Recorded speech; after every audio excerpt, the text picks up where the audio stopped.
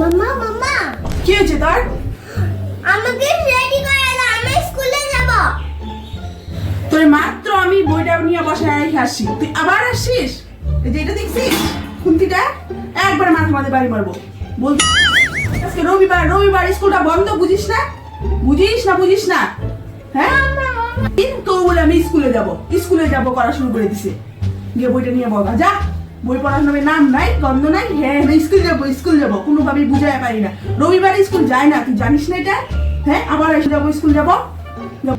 বই নিয়ে বসগা, যা বই নিয়ে বসগা। আমাকে রেডি করে দাও, আমি স্কুলে যাব। আমি তোমার অনেক মারা কখনো আমাকে রেডি করে দিতে, তুমি রেডি করে দিবা না? শুধু পড়া রবিবার রবিবার, আমি স্কুল যাব, আমাকে রেডি করে দাও।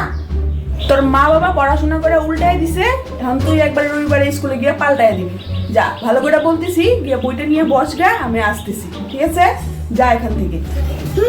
আমাকে কেন কথা বুঝি না, ভালো লাগে না। বন্ধুরা, আমার মেয়ে তো রবিবারেও স্কুলে যেতে চায়, আপনাদের সঙ্গেও কি এরকম হয় নাকি? তো যদি হয় কমেন্ট করে বলবেন, আর ভিডিওটা কেমন হয়েছে সেটা অবশ্যই কমেন্ট করে বলবেন। ভালো লাগলে লাইক করে দিবেন।